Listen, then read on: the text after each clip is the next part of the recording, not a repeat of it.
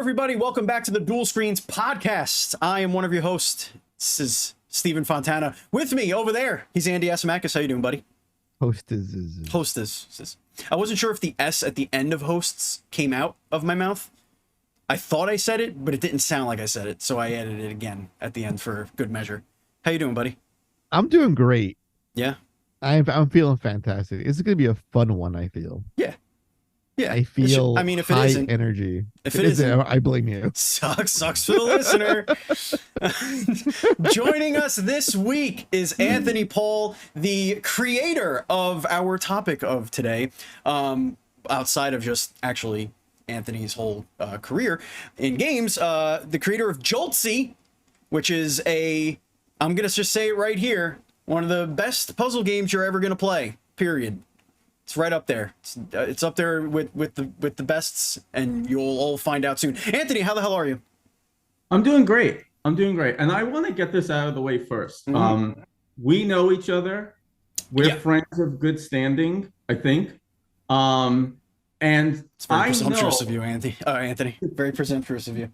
There is absolutely no nepotism in this at all. And I know this because I've been trying to get you to play another game for like 8 months, and you won't even touch that crap. Like, it won't even get Oh yeah, there were 2 builds in that email. There were 2 builds. I didn't touch the second Andy, one. If you felt that Tetris was difficult, you might like the other game more. It's not about difficulty. It's about my brain and Tetris don't get along well. But though, once we get into it, this game I felt was a little bit more accessible than Tetris, but we'll get into it. We'll get into that for sure. That's a great conversation. But yeah, to put a pin on that, I showed you this one, and it just, Steve, this one spoke to you for some reason, and I'm very grateful. I have a lot of gratitude that you expressed interest in it. It kind of pushed me, and we'll get into it. But point being, we just to let it out there, we have known each other for, I think, decades now. Close, almost multiple decades. Yeah, we're approaching 20 years. And there is not a demo I've sent you that had you say, I want you on the show, until I showed you that. So I'm how many have you sent him over the years? Enough. Oh.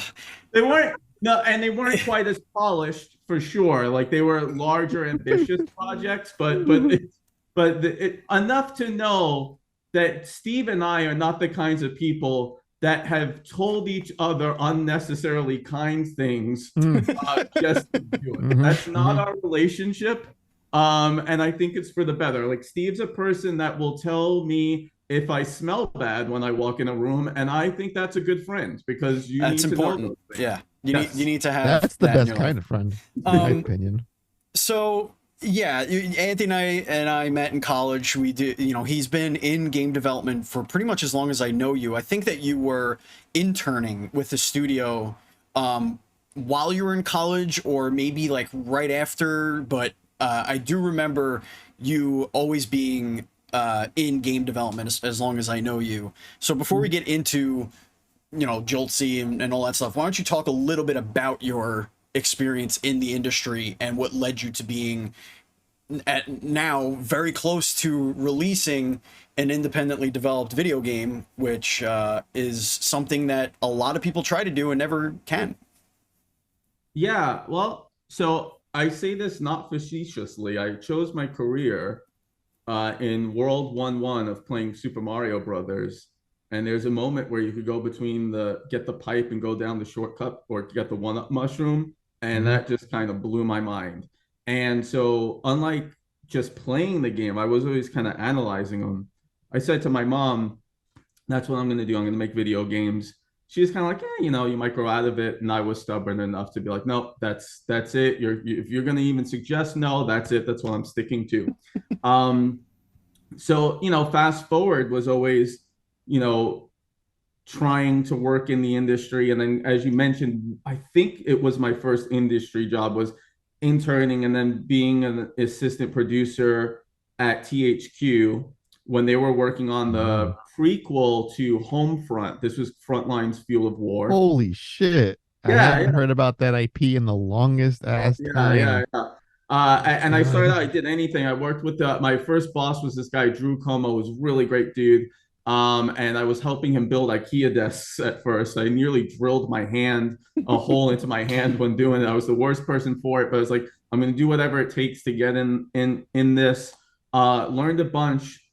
I'm from New York. I'm currently near Boston now, but the Northeast isn't really known for AAA game development. So you do a bunch of things. I worked on a Gossip Girl Facebook game, for instance, and I have a lot of gratitude for that, but that wasn't the dream growing up. Mm-hmm. So Sounds very like my dream. Work on the Gossip Girl game. Well, yeah, and I got to write some lines as a Gossip Girl. I think I got some pretty good ones in there, but I don't even know. I can't picture your brain writing a line for Gossip Girl. I borrowed a lot from Eminem to pull it off. Oh, yeah. Well, that tracks. Yeah, that tracks. So you end up in a lot of different places. They're not necessarily the thing that you want to do. I've been in design, programming, production, always building stuff on the side. So one of my last gigs was actually really cool. We were working on an arcade basketball game, and I was a big sports fan, big basketball fan growing up. Really fun game. I won't get into the details too much, but the CEO basically somehow put a stop to that project. The whole studio collapsed. Holy shit. I mean, and I'm not going to, because I work in the industry, I'm not going to go into the story, although it's a story that's been told by a lot of people around me, but I'm going to do my best to distance myself from it. But long story short, I'd always been working on these prototypes. They're always very ambitious. It's very difficult to complete a game and work at a game studio at the same time, just that mental energy. So I said to myself, I just want to get something out there I'm proud of, so that when the kid comes up to me or someone comes up to me and says, what game have you worked on? I could point to this and say, this game right here, I'm proud of this. And I'd always been obsessed with Tetris as well. I never thought I could make anything in the stratosphere of the quality. Tetris is a game, because it's so abstract, there's like no tricks. You don't get away with anything. Like it's got to be a great game. I could get into the analysis of why that game works, but for many decades, I've thought about that and why it works. And so I had this one puzzle game that I've been working on, the one that Steve won't touch. And I was like, okay, I could, and that was surprising to me, because I always played around with designs in my head and thought, oh, this doesn't work. But I really am proud of that game and like it a lot. And then one day I was working on something for a client, really just a few months ago, and I was blocked on a task because the server was down. And I had this design in my head for Joltzsi. And conceptually, it was top-down Tetris and a few other tweaks. And so I was like, all right, fuck it. I'm just going to, I don't know if we could use language. You could use all the language. Oh, yeah, all of it. Bleepy bleep me. Nah. But I was like, all right, let me prototype this thing. And I massaged that for a couple of days. I'm not an artist, but it's kind of like a singer with the vocal range, where I was like, okay, I think I know my range. I think I have something in mind for it artistically, which I won't say is fabulous by any means, but I think, it's competent enough that people have looked at it and go, oh, that looks good. And so I showed Steve, and Steve, you were praising this thing before you even touched it. I played it, and let me know if at some point this gets boring. What this one answer to one question. This is why we do the show. It's because we're gonna ask him like 3 questions the whole show. There are always stories behind the creations that we all fall in love with that are you would need a map quest circa 2003 to like follow the bouncing ball, and that's why we do the show. So you're not boring, trust me. All right, well, thank you. But so I played a prototype of the game. Yeah, obviously, I played my own game. Shocker. After like a couple of days, massaged a few things, and I played it for like an hour. And after I played it, it's like as a developer, you don't know, am I playing this a lot and analyzing it as a designer, or am I playing it and analyzing it as a player? So that was like, it was a bit difficult to segment those two things. So I take a shower, and 30 minutes later, I'm still thinking about this thing, like strategies and whatnot. And that point, I'm thinking, I think I'm strategizing as a player more than I am as a game designer now. Mhm. So like, okay, I think I have something. I give it to my brother. Now, Steve, you know this as well as I do. My brother and I are, we're not like warm people together too. He's not like, I can't wait to play your game. He's like, oh, okay, I'll play your game. He plays it for an hour. And it's that same thing as the Tetris effect where it's like, all right, I can only play one more. Okay, one more. Okay, one more. And just playing it, playing it, playing it. And he is like, Anthony, don't show this to anyone. This is really good. Like, just be careful, kind of thing. And then an hour later, he had the same experience as me. He texts me and he's like, I think I need to go back to the basement again and play the game. Like, I'm still thinking about it. And I'm like, okay, that's cool. That's cool. I think I have something. Maybe this isn't going to be for everybody, but there's going to be some people that have this experience where it's just like that Lay's potato chip, once you pop, you can't stop kind of thing. Wow, and so that was multiple brands. You combined multiple brands. I'm very proud of you. Oh, is it Lay's? There was Pringles is the popping. Pringles was in there, yeah. Yeah, you had the Pringles popping, but the Lay's is like you can't just have one. Kind of a fusion game, so we're gonna do sure, brands as well. It's all on point, Steve. I get it. So Steve hadn't even played the game. He messages me. He's like, "Hey, when you get this thing up on Steam, so we could do a podcast together?" And I'm like, "Steve, you haven't played this game yet. I think you need to play it because I think it's better than you might even know observing it." And you gave it very high praise, and I appreciate that. And that was enough to kind of push me into, okay, there's something about this game. And then even me, my standards for this was high. One of the reasons I play Tetris a lot is just because it's hard to have the time to play certain games. So I want something with the depth of a core game, but also that I don't feel like I have to make a huge commitment. Right. And so I now play this game, and it's kind of, and again, I think if you ask me, I think Tetris is the greatest game ever made. And I play this game, and it's sometimes hard for me to go back to Tetris. And I'm not saying it's better, but from my experience, it's like, okay, I think there's something here. So I'm talking about this game that nobody has any idea what I'm talking about. Well, as you're speaking, I am going to be putting B-roll above us, so it's not playing right now, but it'll be superimposed in this box above our heads right now, so you are seeing it play. So why don't we go into what exactly the mechanics are. Ostensibly, you have yourself a grid, and each one of these pieces has the number 1 in the shape, in the squares that make up their shape. And if you overlay any of the numbers, they increase. And you can only clear a line if all of the numbers are the same. So if I'm not explaining that, well, please feel free to, jump in and tell people. But at first, when you're kind of going in there and you're playing, you don't really realize what you're doing right away, but you know what your goal is right away, which is very weird. It's a weird feeling to be like, no, I don't, okay, why is this number over here now? No, and then you start to like visualize where you're going to put pieces before they come. And that was one of the things that one of the pointers I had for you was,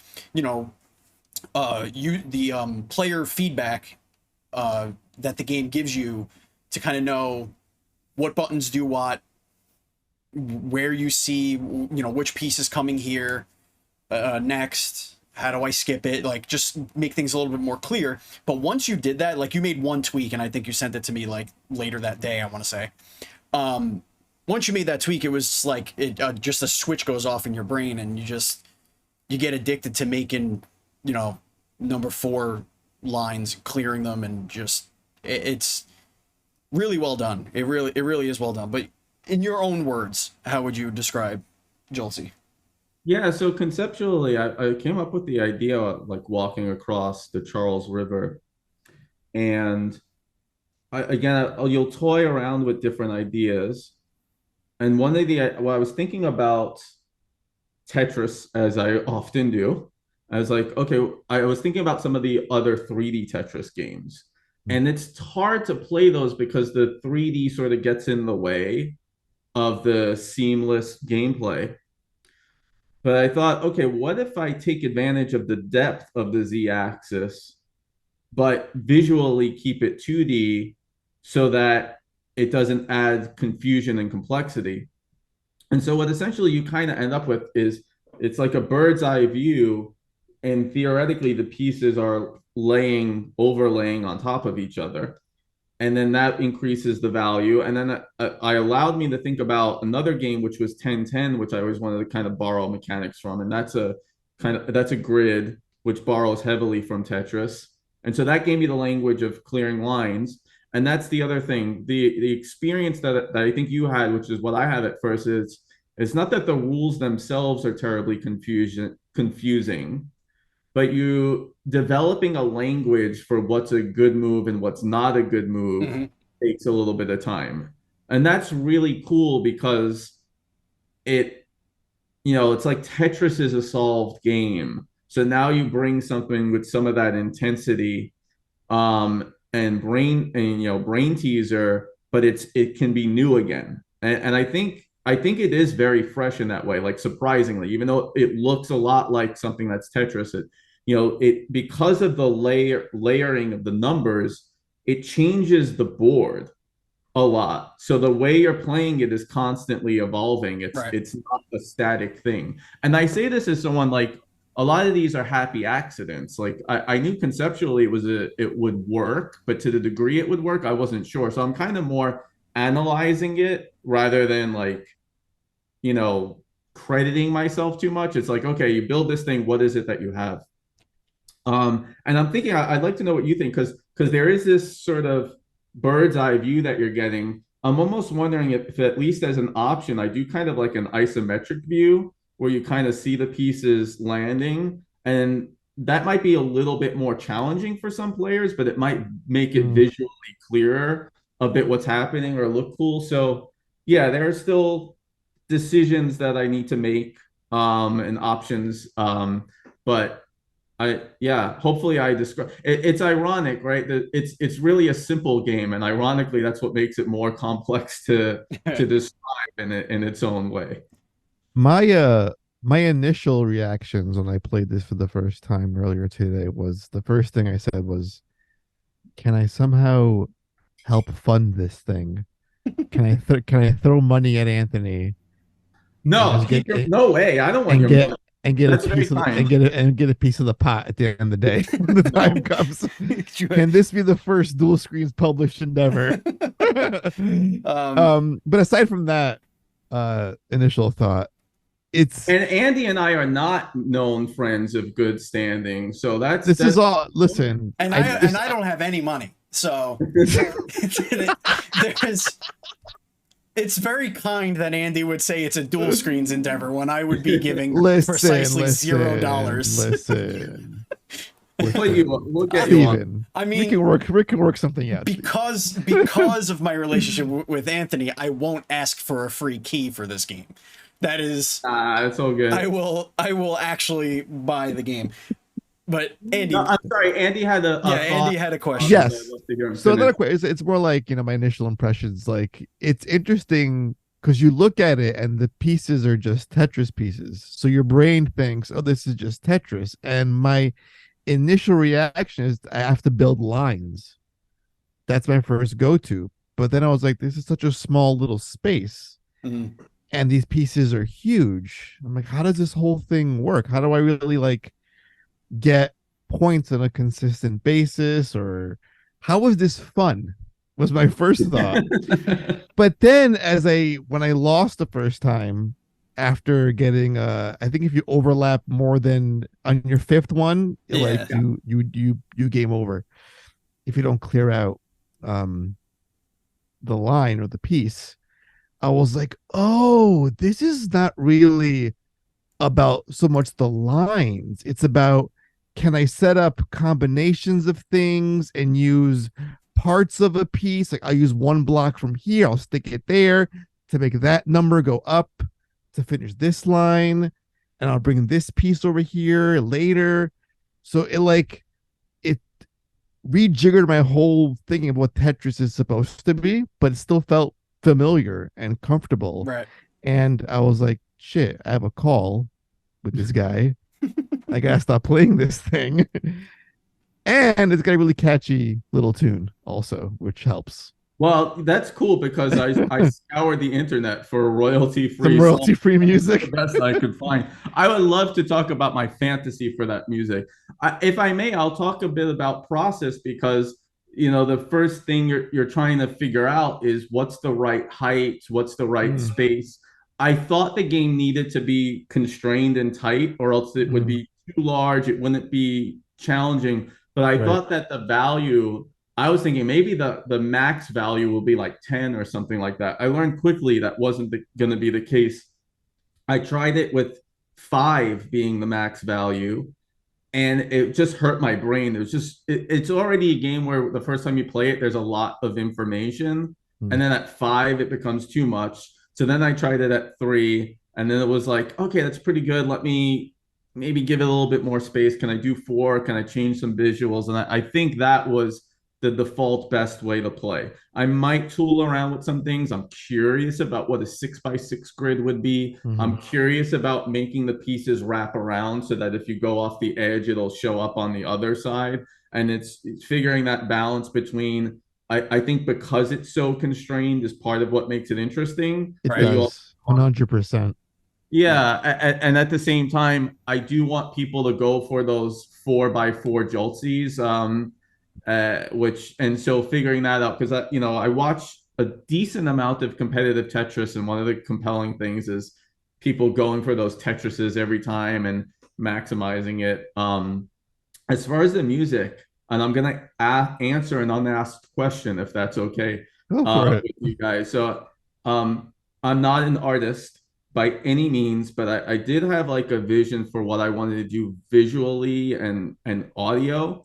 And it was the inspirations for me, like I like this idea of doing a modernized retro game, like it retro but not pixelated. Right. And so a lot of my inspirations were like to take Sonic Mania and visually update that, because they kind of intentionally went pixelated. Right. If you ever played Windjammers 2, I thought artistically that was really that was a whole like they ditched the pixel art in that one for but more hand drawn. It still kept the same aesthetics of the art. Soul is still there of what like was in the first one. But I see what you mean.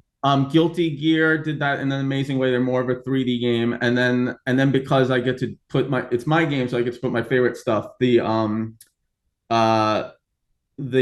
early 90s U2 concerts. And so there's a sound in like they're like industrial era, techno era, Octune Baby sound that actually is similar to me in the Sonic Mania soundtrack.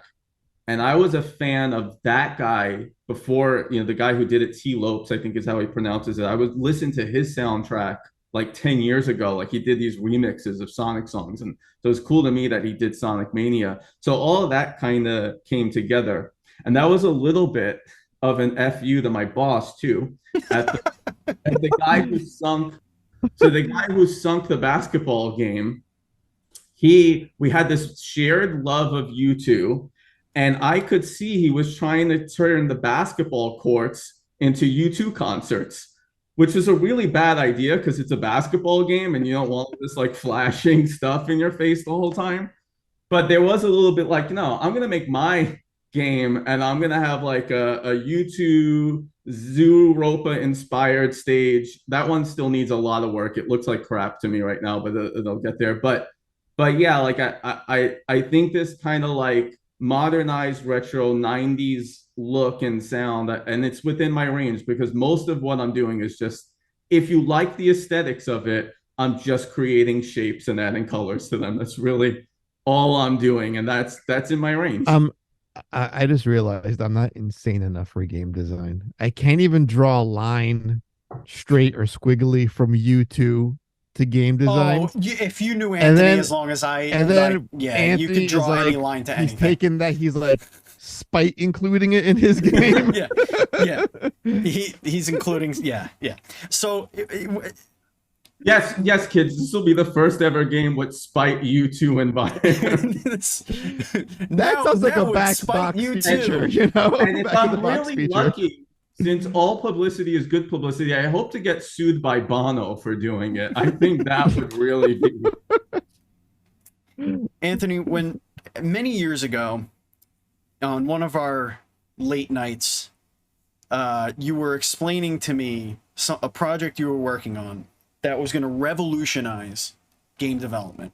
A strong Okay. word, by the way. I don't know if we're going to a joke version or No. Your idea, you were going to write an AI that is going to completely change how AI works in a game like a Zelda or whatever. This is the most embarrassing thing you could do to me right now. But listen, you had So when here you were for this. explaining, you had a notebook, yay thick, full of the logic that was going to be programmed into this thing. Mhm. And I was like, damn, Anthony's got like this. He's gonna do it, man. He's gonna be like, he's gonna make like Skyrim level shit. So you say, I have it working. Okay. This is the first time I can remember you showing me something you made, right? And I come over, and your laptop could barely run. I think it was on Unity. I think you were using. It was definitely desktop, and this was pre-Unity. It might have been that. Yeah, it might have been a desktop. You're right. Whatever. Loads it up, and there's this little guy, and you had a ball on the thing, and you just threw the ball somewhere else on the spherical map, and the AI that you programmed into this thing was, no matter what, it's gonna find where this ball is. So it going all over, doing all these like tasks that aren't really tasks because you didn't actually like make tasks yet, but it was like climbing this mountain, going towards the sun, and eventually it found it and it completed its goal. And that was your philosophy. And I said, oh, he's never making a game. Never mind, he's never making a game. Well, okay, let me tell you a few things about that. What is the application? That was an example of you That's not my first question. Okay, so first of all, this is pre anybody having their hands on 3D game development tools, right? There's no Unreal in anyone's hands. There's no Unity in anyone's hands. Not that I'm saying that, you know, because there's John Carmacks of the world that actually knew what they were doing. There was more going on to what you saw than what that was, which I know there was. Okay. It wasn't just following a ball. It did have this underlying list of goals, and it had to satisfy these goals of, you know, like hunger and desire and all kinds of wacky things. And conceptually, it's an interesting design. Was I completely naive and ignorant and allowed myself to be? Yes, because Hunger and desire. What the fuck? huh? Hunger and desire. Oh, it was like traits upon traits, and I was like, wow, that I could see that because Anthony's a big Morrowind guy. Like Elder Scrolls Morrowind is like his favorite thing, and I remember he's the one that actually introduced me to the game, to that franchise. And just seeing the paths of AI going about their lives, he wanted to give more meaning to what they do every day, and to purposely, or because their goals intersect with yours, they could screw you up and get the thing before you get the thing, no matter what. No, so Okay. absolutely. I'm sorry for me talking over you, but like, no, it's great. I think it's a strong concept still. The idea was like, what my elevator pitch was, what if a game could invent itself? And the thought was, well, if all the characters had their own agendas and it wasn't just a list of tasks that you checked off, that you could have an RPG that evolved with what you were doing and what the characters were doing, and it needed a fairly sophisticated AI, which I wasn't sophisticated enough to know what was really going on. in AI, because now we have, I mean, that's the embarrassing part. But design wise it was strong, in concept, but in the end what I had was a fake Toon Link moving around the terrain. Oh, that visual made it so much better. And that was it. And Oh, but I the love thing it so is, much. if you're a developer and you're just starting out, those are really big wins in some ways, because all the stuff it took to get to that point and what is going Right. on under the hood. But that thing was going nowhere fast. It's I could so I'm actually trying to build more infrastructure. So when I build more small games like this, my ultimate goal is to have all of these features so that as I go larger and larger and larger, I have a framework that I could keep pulling from. And so that's why, finally I did the wise thing and said, well, it kind of circles back. I'm like, I play Tetris more than any other game. Why don't I build the thing that has like this high return on investment, because it's so much smaller and it can work, and I could go through the cycle. I mean, even small things like putting up a Steam page and going through all that, BS. It's good to go through that, because so that, okay, now I know what to expect for the next one and the next one and that sort of thing. So yeah, you're not growing unless you could look back 20 years ago and think, man, what a stupid, naive idiot I was. Yeah, it was definitely one of those moments where I realized, like, this shit is it's above my understanding of what goes into it. And obviously the last 6-7 years that we've been doing this podcast, I have been the curtain has been peeled back more than it ever has, and I understand a lot more than I did. Way too much. Yeah, way too much. Like we get it now. Like we understand. Like we understand that the smallest thing could get you not certified to go on, Nintendo or whatever. Like we get it. Like there's tiny things that could just go completely wrong. But I'll say this too about games, and what's interesting about, like, so there games, in my experience, you go through a development where it's not working, it's not working, it's not working yet, it's not fun yet. You got, and then it crosses a threshold, right. and you kind of, there's some downhill sledding from there. And because it's like you have something and then something clicks that finishes it. This game, Joltzsi, was the fastest to that point for me on any game. And it's no surprise. I mean, to develop, design wise, it's not that complex, but it was like day 2. Okay, now it's like the game's fun. Now I get to just have fun, like adding you two stages and BS. So that there is this, like, this moment where there's all this underlying stuff that, and it's a complete mess until it's like that one piece that fits into the puzzle, and it's like, oh, all right, now it's kind of fun. Now I could give it to other people and they might enjoy it without me apologizing for everything. So that's, and I think every game that I've ever been on, whether it's a side project or professionally, that has that experience, if you're lucky. This is the first time I'm looking at your Steam page. Oh, I didn't put it up until today. Like, oh shit, there's an actual page now? There's an actual page now. Holy shit. This makes it very real, man. This is great. Was I the first to wishlist the game in the world? If this game becomes something, we could put that as a trivia question. Hell yeah, I like that idea. But listen, all things aside, like you got a really, really good situation here with Joltzsi, and knowing where you started, at least early on in your career, to all of the trials, tribulations, the personal stuff you've gone through, the just everything from top to bottom. I am immensely proud that you had, like, seeing this Steam page here is like, I don't know, it's like my kid graduating. You know, it's like, Yeah, I'm not your kid though, because you're younger than me for one. yeah, but you know, And I could always marry somebody that has a kid already that is older. I'm You an know what I mean? adopted child. Well, thank You you. know what I mean? But no, I mean, like, you know, we've had our issue. I don't know, man. Like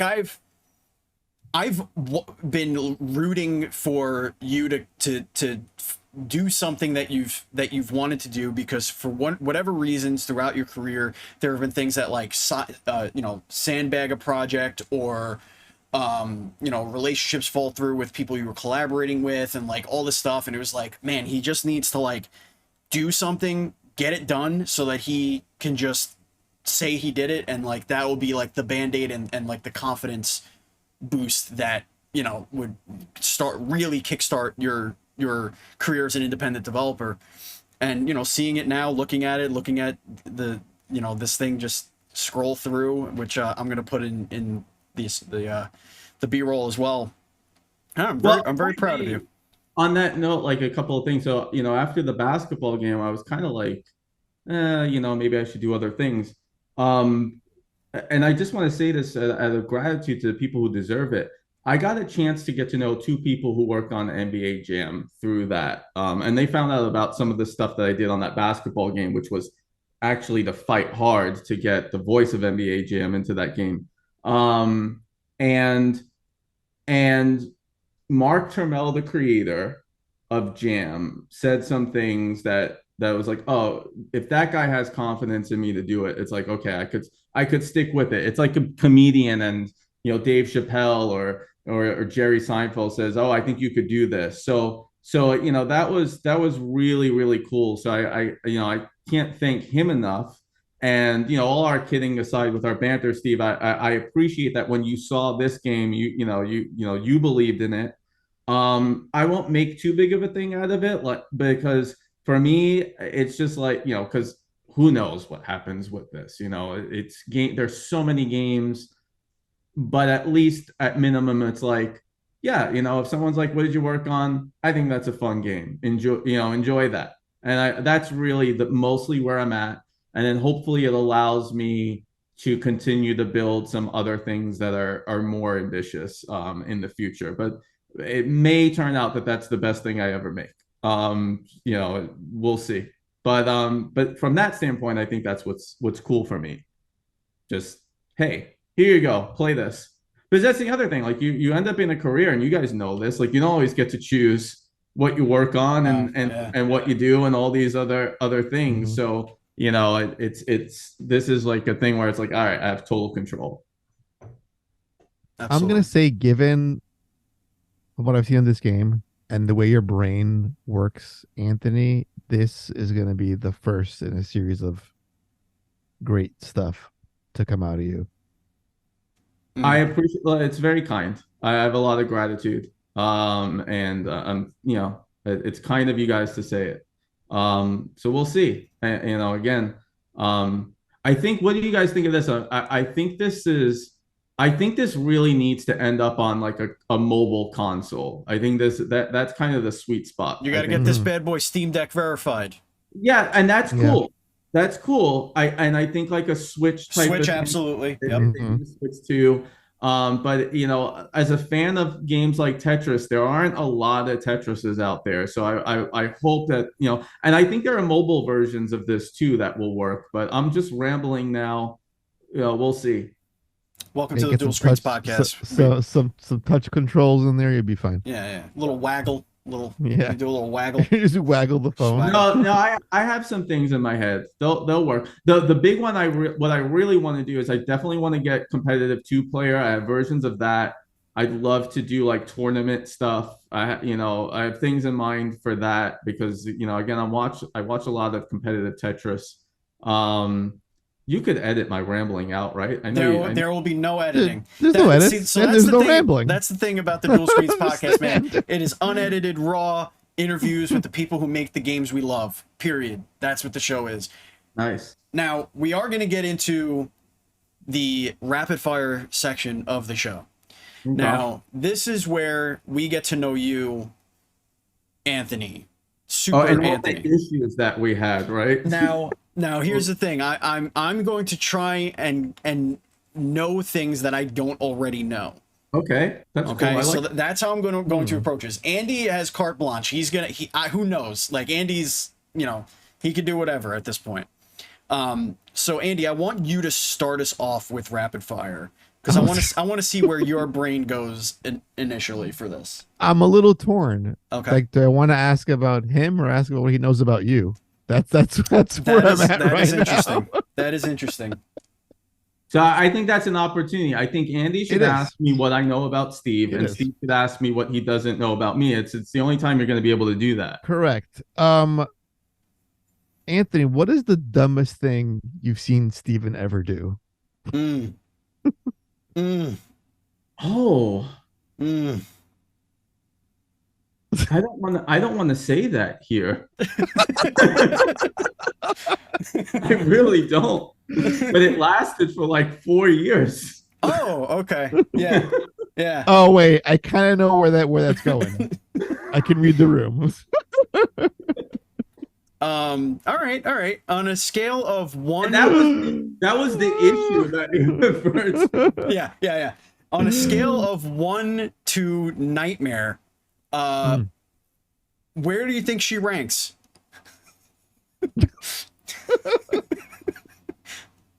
I think that I got to touch base with her a couple of times years later, and I think that you were two very different people that I love this answer. different things with their lives. And I was immature in that period, and as I think I've matured, I wish her nothing but the best. Sure. Go ahead, Andy.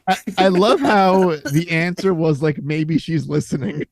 No, it really wasn't. But it's like, Oh, I know. I'm just saying it was It's like a two very, Steve's ex drove me nuts, and I wish her nothing but the best. And I'm sure I at times was way too immature about it myself. I hope she has the life she deserves. Yes, that is the best way to say it, Andy. Thank you. Anyway, go ahead, Andy. All right, this is more of an Anthony question. Anthony, because you work in game design with THQ and other folks. What is your dream collaboration? If you could pick a studio to work with on any project, or just be a fly on the wall or contribute, who would you pick? What comes to mind immediately? So one of the reasons I want to do what I want to do is that my goal in life is not to just be like a scrappy indie game developer, and I don't say that negatively, but I've seen things culturally that I don't like, and so my dream is to build a company with the proper culture where there's nobody is there for just themselves and their personal, ambitions in terms of we're just there because we love what we do and we're going to work really closely together and make this awesome thing together.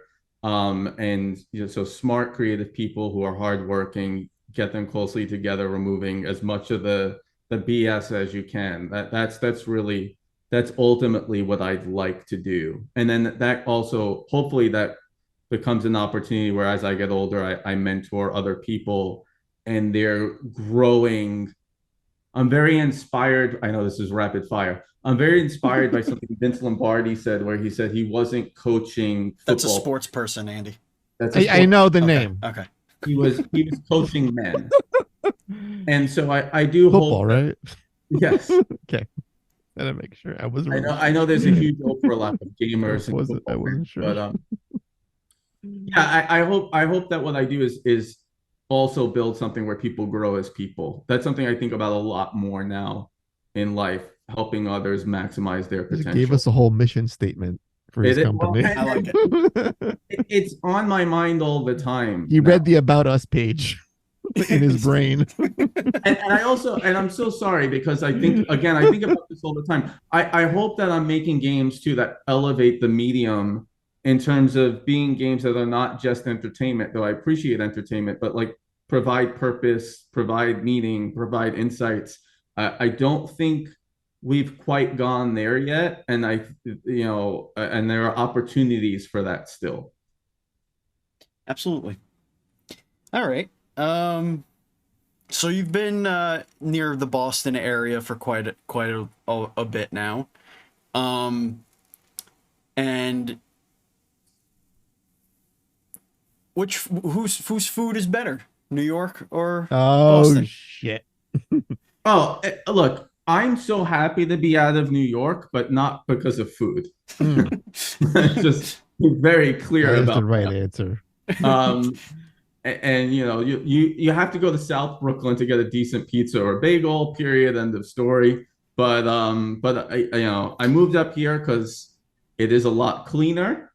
But yeah, no, food wise, it's definitely New York, though I found some places that I'm okay with. And Yeah. you're a picky eater, so I'm a picky eater, important. and I love being in Boston. Sorry, New York. I'm the biggest New York Giants fan in the world, but I had a. I mean, we lived in the same block. There are somewhere along the lines. All right, I'm going to get into Oh, something. here we go. Somewhere along the lines, That's what I was waiting for. We grew up near 18th Avenue, Bensonhurst, Brooklyn, right? And you go up the block, and there used to be garbage pails on every corner, and the streets were relatively clean. Now, somewhere along the line, some mayor or someone looked at this and said, "Yeah, these garbage pails, no, they gotta go." Like someone consciously made that decision. So there's bags of garbage like all up and down the block. And these are small things, and the smell of marijuana everywhere. I'm sorry if if you use that stuff and you're listening, but it just got to a point where I was just like, yeah, I'm done with this. I'm out. I want to be in a place where the streets are clean. I don't eat carbs so much anymore. So, pizza and bagels, you could stay in Brooklyn. I like being here right now in Boston. How often do you come down to New York, or do you I ever? will never, ever again just sit in a New York City subway Oh station. Lord, Just sit there stuck over the Brooklyn Bridge for an hour and Anthony. a half. Or Manhattan Bridge. Where else can you go to see a homeless person fuck a garbage can? Yeah, I mean, the moment I was visiting Boston, I came back the moment I stepped foot, and there was a man just throwing beer bottles on 34th Street. And it was like, oh, right back home. And all of a sudden, the joy misery just came over me again. The moment I stepped foot, I was like, yeah, I'm out. Yeah, the city has done things to my soul. Irreparable harm.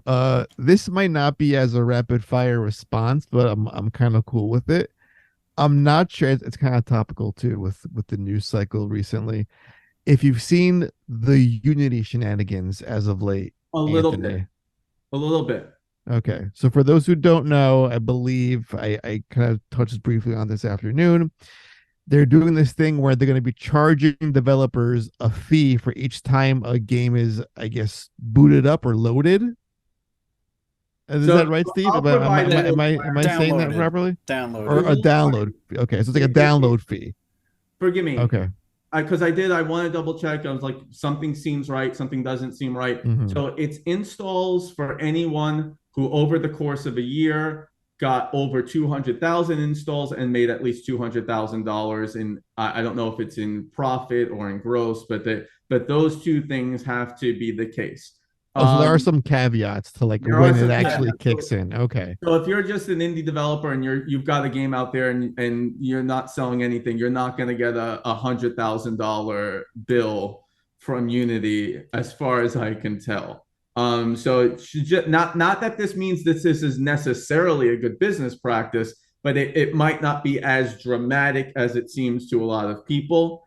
The thing about Unity right now, and I want to be careful because it's still my field, and but it from an outside looking in, it seems like they don't have a clear vision of what they want to do right now. And it seems like, and I'll see the positive. It gives me an opportunity to convert some of my code base to Unreal. There it is. And gives me But Unity still has a place. It's if you're gonna do a mobile game, it's one of the best places to do a mobile game still, as far as I can tell. But yeah, so there's the freak out version of it, and you know, I still have a lot of gratitude. I'll say this. I mean, Steve saw what I did pre-Unity and it looked ridiculous. And Unity opened up so much of the world for me. It opened up so much of what was possible. It forced companies, it forced Unreal to be in the hands of people who weren't AAA developers. Right. My first Unity project was doing a first-person Super Mario Brothers shooter, which was cute. And it was the first time I could just easily, just like without like writing my own render engine, piece stuff together. So I still have a lot of gratitude for Unity, and hopefully they get some clarity on their vision and what they want to do and where they want to go. Just figure out what your business model is, and maybe don't retroactively charge people that didn't agree to that. Reports are. Oh, is that it also? Was it a retroactive thing as well? I did not catch that bit. Yes. That is fucked. Yeah. If that's the case. The scary report, and I don't know how much to elaborate this, is that like supposedly everyone on the inside is like selling their stock or something, and that's where you just go. Ooh, I should check the ticker symbol. I'm like intrigued. Uh-oh. What's the aftermarket gonna look like today? Oh, Andy, you and your markets.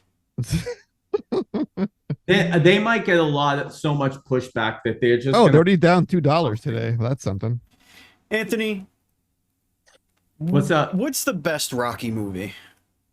Oh, come on. Are you really asking this question? I am, and I want you to include the Creed movies. God, if I want you to, Rocky, you know what? Rank Rocky 5. Rank the Rocky movies. That's a better question. That's a better question. Listen, here's the deal. And if you want a short answer, don't ask me this question. So we're running long. Okay, here's the deal with Rocky. First of all, there's Rocky 1 and then there's everything else. And I'm not talking about Rocky movies. I'm talking about movies, period. Okay? There's Rocky and then all of cinema. Well, the only thing that comes the entire body of cinematography. Yes. The only maybe number 2 is The Room for very different reasons. Right. But for me, Rocky it laps the field in terms of my favorite movies of all time. It's not particularly close. So that's there. Okay, let me go through the films. From a pure film standpoint, the second best one, in my opinion, should be Rocky 2. However, Rocky 2 is kind of boring and it does nothing. And it theoretically should be better than 3. And on their own, it should be better than 3. But lately I've come around. I think Rocky 3 is the next best one. I'm not going to rank Creed because I only saw it once and I liked it. It's somewhere in that range. So I'm going Rocky 1. I'm going to go in a surprise twist for me, Rocky 3, because I do like dramatic turn in between. Okay. Then I'll go Rocky 2. It's safe. It's boring. It's fine. Now this gets tricky. Because Rocky 4 is a bad movie. I'm sorry. Yeah. And then I tried to watch the director's cut that came out recently, and it's even worse. It's better. Well, Rocky 4 is a propaganda piece through and through. That's all it is. The AI robot is better. So if you just want pure entertainment, so am I going for pure entertainment or am I going for a good movie? You know what? I'll put Rocky 4 above Rocky Balboa. Rocky Balboa is technically a better movie, but again, it's kind of like Rocky 2. It doesn't need to be there. It doesn't move anything when you really think of it in the grand scheme of things. It's just another, no. So I'm going to put 4. And then I'll put Rocky Balboa, and I'll put 5 as easy to put at the bottom. But 5 has a lot more potential than any of those other movies. And had that been edited properly, it could have been right up there. Yeah. If they didn't go in a time machine between 4 and 5, that whole movie would have been much better set up. But I think like I would just swap the 2 and 4 spot with Anthony's list because I have a really soft spot for Rocky 4. It was always I on TV. understand. It was always on TV Yeah, growing up, yeah. and the infamous "I will break you" line from Drago is just shatters all of Can I tell you what movie. I think would have been a great movie? Because I just watched Rocky versus Drago, and so they gave Drago more lines, which was good because it made Drago interesting. The problem is, I'm rooting for Drago in that movie. He's the only sympathetic character in that version of it to me. I don't know why I'm rooting for Rocky. I don't know why I'm rooting for anyone else. But Drago has an interesting story. And if they did that movie, here's a guy who's being controlled by these people and he's trying to be his own man. That's a great movie. That all the way that the original movie was edited, that all happens after the third round of the fight.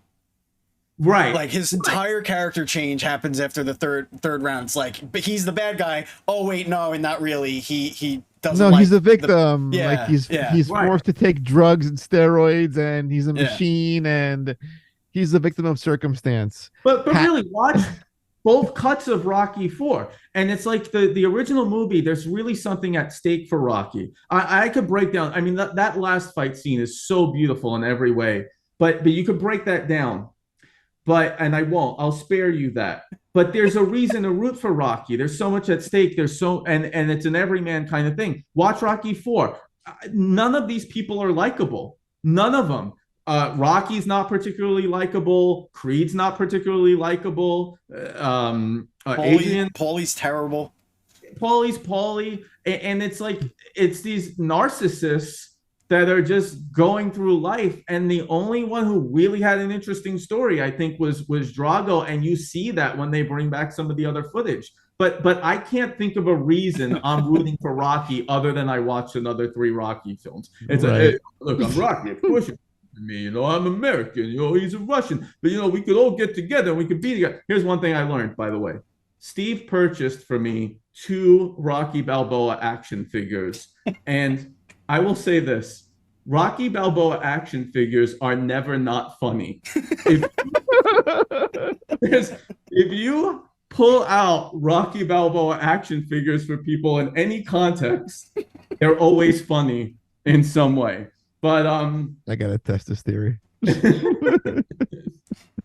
Well, Anthony, if I could change and you could change, everybody can change. Everybody, this whole place could change, All right. I think that's gonna do it, Steve. It is going to do it, but I have to share one small anecdote before we leave. Love it.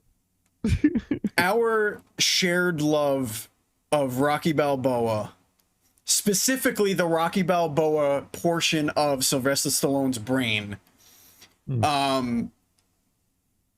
goes so deep that at one point Anthony had me actually recording him dressed up as Rocky doing what he called an interview show, which he called the Sylvester Stallone show. Do you have this still? I have no idea.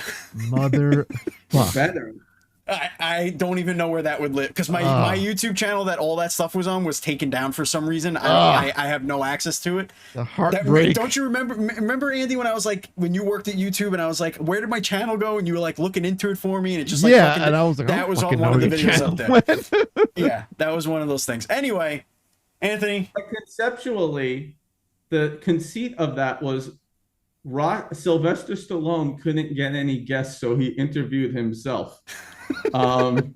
Which I was quite fond of, and then a concept fell on my head, which turns out to be the best moment of that video. So that was a long night. Anyway, Anthony, thank you so much for joining us. This has been a blast, you guys. Yeah, it's good times. No, really, I mean this with sincerity. Thank you both. I'm a nobody, so I appreciate that you guys would. Oh, stop it. For now, you're for maybe. Now. But you got something left in the basement.